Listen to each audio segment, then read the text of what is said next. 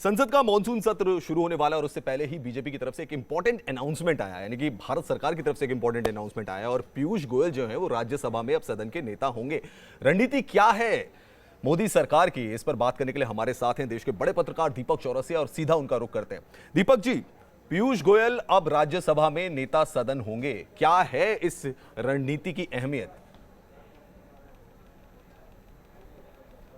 देखिए, एक युवा चेहरा है, एक पढ़े लिखे चेहरा है, साथ ही साथ वो बहुत अच्छी तरह समझते हैं इकोनॉमी को, फाइनेंस को, पावर सेक्टर में कामकाज के लिए उनको कई अंतर्राष्ट्रीय पुरस्कारों से नवाजा जा चुका है।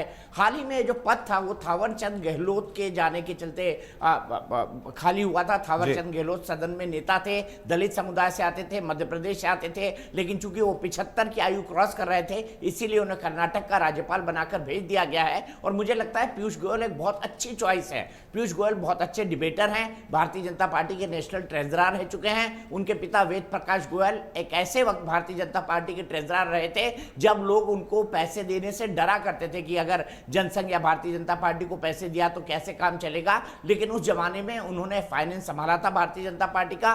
बेहद नजदीकी लोगों में से थे अटल बिहारी वाजपेयी और लालकृष्ण आडवाणी के वेद प्रकाश जी गोयल, और पीयूष गोयल उसी लीगेसी को आगे बढ़ा रहे हैं। देश के जितने कॉर्पोरेट हाउसेस हैं उनसे उनके बहुत अच्छे संबंध है, खुद पावर मिनिस्टर रह चुके हैं। और हाल ही में 80 करोड़ लोग जिनको अभी राशन बांटा जा रहा है इस कोरोना काल में, इसी के चलते उन्हें फूड एंड सिविल सप्लाई जैसे अहम मंत्रालय की जिम्मेदारी भी कॉमर्स और टेक्सटाइल के अलावा सौंपी गई है। दीपक जी, क्या फेवर में जाता है पीयूष गोयल के? इतने करीबी माने जाते हैं वो नरेंद्र मोदी के कि रेल मिनिस्ट्री गई थी, लोगों ने सोचा था शायद क्या ये एलिवेशन नहीं हो रहा है उनका या डिमोशन किया गया है, लेकिन अब राज्यसभा में सदन के नेता, एक बहुत बड़ा एलिवेशन उनको मिल गया है। क्या क्वालिटीज हैं पीयूष गोयल की जो नरेंद्र मोदी को इतने पसंद आते हैं और इतना उनको बड़ा एलिवेशन अब दिया गया है?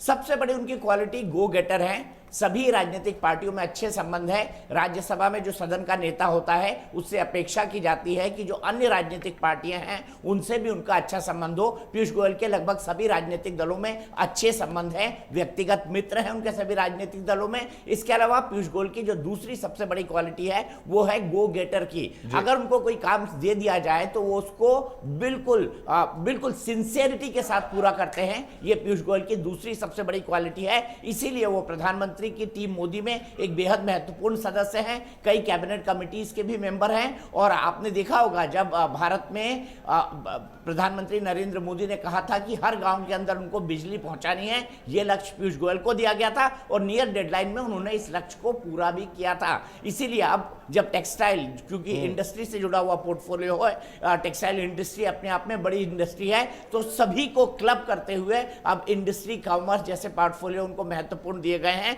भले से उनसे रेल मंत्रालय की जिम्मेदारी ली गई हो, लेकिन नेता सदन राज्यसभा में यह पद बेहद महत्वपूर्ण होता है। राज्यसभा अपर हाउस होता है और वहां पर उम्मीद की जाती है पढ़े लिखे लोग अच्छी डिबेट करेंगे।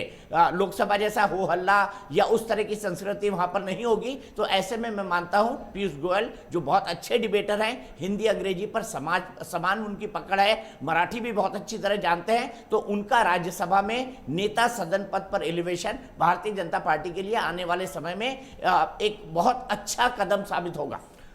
दीपक जी, आपने कहा कि टेक्सटाइल मिनिस्ट्री उनको दी गई क्योंकि स्मृति ईरानी से लेकर टेक्सटाइल मिनिस्ट्री चली गई पीयूष गोयल के पास। बीच में ये चर्चा भी थी कि फाइनेंस मिनिस्ट्री भी उनको दी जा सकती है, क्योंकि आपको पता होगा अरुण जेटली की तबीयत खराब रहती थी, तो संसद में जो था वो बजट भी कई बार या भाषण होता था उसमें पीयूष गोयल ही आगे रहते थे।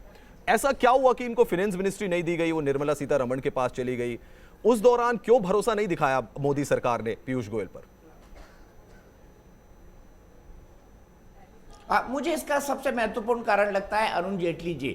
अरुण जेटली चाहते थे कि पीयूष गोयल को उनके मंत्रालय में कंटिन्यू किया जाए और एक नए व्यक्ति के हाथ में फाइनेंस की जिम्मेदारी दी जाए। खुद अरुण जेटली जब उन्होंने कहा कि मैं वो मंत्री पद पर नहीं रहेंगे और मंत्री पद पर नहीं रहेंगे, ये बात उन्होंने 2019 में जब प्रधानमंत्री के तौर पर नरेंद्र मोदी दूसरी बार चुनकर आए थे और उनकी तबीयत बहुत नासाज थी, तब अरुण जेटली के घर पे खुद प्रधानमंत्री गए थे और उन्होंने खुद मिलकर ये बात कही थी प्रधानमंत्री से कि वो अब मंत्रिपरिषद में शामिल होना नहीं चाहते क्योंकि उनकी तबीयत नासाज रह रही है और वो अपनी जिम्मेदारियों का ठीक ढंग से निर्वहन नहीं कर पाएंगे। उसी समय प्रधानमंत्री ने पूछा था तो मैं फाइनेंस पोर्टफोलियो क्या करूं, और उन्होंने ही निर्मला सीतारमण का नाम सुझाया था। मेरे ख्याल से ये सबसे महत्वपूर्ण कारण है कि निर्मला सीतारमण के साथ कंटिन्यूटी प्रधानमंत्री बनाए रखना चाहते हैं, और अरुण जेटली उसका एक बहुत बड़ा फैक्टर थे। यही सबसे महत्वपूर्ण कारण था कि पीयूष गोयल को यह मंत्री पद नहीं मिला था फाइनेंस मिनिस्टर का। दीपक जी, मेरा आखिरी सवाल आपसे ये कि पीयूष गोयल अब नेता सदन होंगे राज्यसभा में, और बीजेपी की भी आपको पता है बहुत सारी कमेटी होती हैं, उनकी पार्लियामेंट्री कमेटी है, उसमें भी अब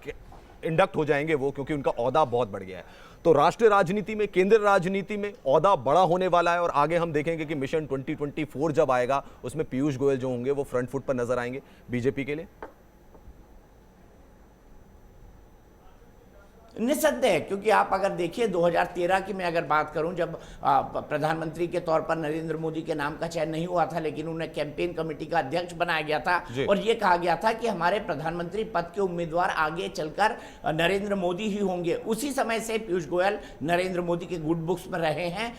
नरेंद्र मोदी जी के जितने भी कार्यक्रम और नीतियां होती हैं, उनका किस तरीके से संचालन किया जाए, किस तरीके से उन्हें आगे बढ़ाया जाए, किस तरीके से मीडिया मैनेजमेंट किया जाए, ऐसे में पीयूष गोयल तमाम कोर कमेटी के सदस्य रहते हैं। वो पार्टी की जिस तरह की भी स्ट्रैटेजी होती है, चाहे पार्टी के लेवल पर हो कि पार्टी को कितने पैसे कहां खर्च करने हैं, क्योंकि खुद सीए हैं, फाइनेंस के बैकग्राउंड से आते हैं वो, और साथ ही साथ पार्टी संगठन में किस तरह से कहां कैसे खर्चे होने हैं, सरकार के अंदर क्या करना है, ये सब जिम्मेदारी पीयूष गोयल के पास ही रहती है। नितिन गडकरी जी के वक्त वो भारतीय जनता पार्टी के ट्रेजरर थे, खजाने को कैसे संभाला जाए वो बहुत अच्छी तरीके से जानते हैं। और अब जब राज्यसभा में नेता सदन का पद उन्हें मिल गया है, तो ऑब्वियस सी बात है वो तमाम पॉलिटिकल कमेटीज में न केवल शामिल होंगे, सक्रिय भागीदारी निभाएंगे, बल्कि राज्यसभा में सरकार का चेहरा बनकर भी उभरेंगे।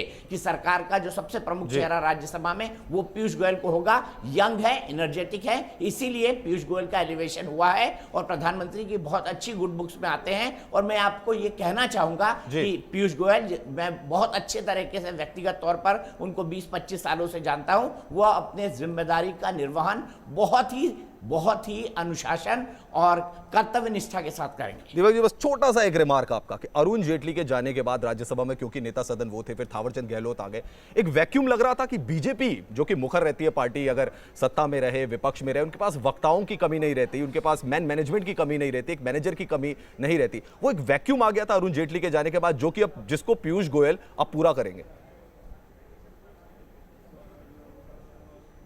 आप ये कह सकते हैं। वैसे हालांकि आपने सही कहा कि भारतीय जनता पार्टी के पास सेकेंड रंग के नेताओं की कमी नहीं है, लेकिन पीयूष गोयल की पर्सनालिटी इन तमाम जो दूसरी पंक्ति के नेता हैं, जो प्रधानमंत्री की टीम मोदी में शामिल हैं, उनसे अलग निखर कर आती है, क्योंकि वो एक मंझे हुए राजनीतिज्ञ हैं, एक राजनीतिक परिवार से आते हैं। उनके पिता का अपना एक बड़ा रुतबा होता था, और साथ ही साथ जितने भी देश के बड़े इंडस्ट्रियलिस्ट हैं, उनमें पीयूष गोयल का भी एक बहुत बड़ा रुतबा है। और मुझे लगता है कि वो अपने इस नए पद के साथ न्याय करेंगे, और जो वैक्यूम अरुण जेटली के बाद खाली हुआ था उसको भरेंगे। चलिए दीपक जी, बहुत बहुत शुक्रिया आपका बातचीत करने के लिए, और इस टॉपिक पर डिटेल एनालिसिस करने के लिए बहुत बहुत शुक्रिया आपका। बहुत शुक्रिया रवीश।